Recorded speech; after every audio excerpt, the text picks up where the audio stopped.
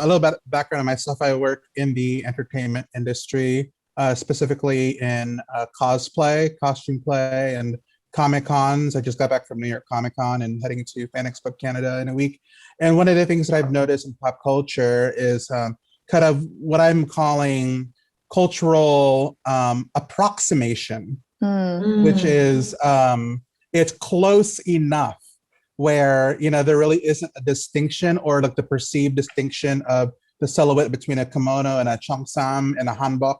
It's all the same. It's like this generic Orientalism, as quoted, on this particular slide. And I see this observingly from, this adaptation of Eastern anime from Asia. So anime, manga culture, and how that becomes translated to American cosplay specifically, where if it kind of looks close enough, it's acceptable.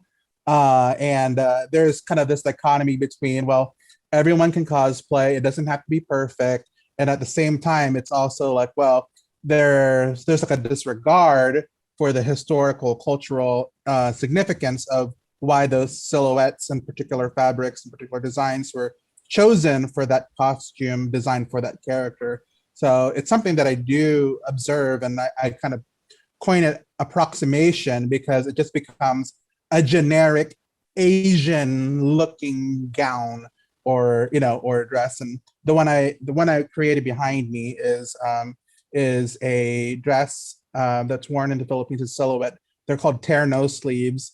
And what a lot of people don't know is that the Philippine Islands, my background is I'm Philippine and Polynesian descent, specifically from Tonga.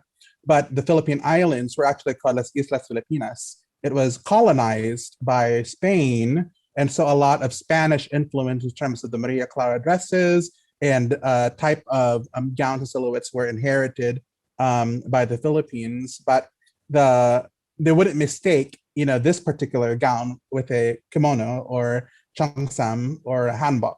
And so I think it's important that, people do pay attention to the choices that they make, especially in costume play, cosplay.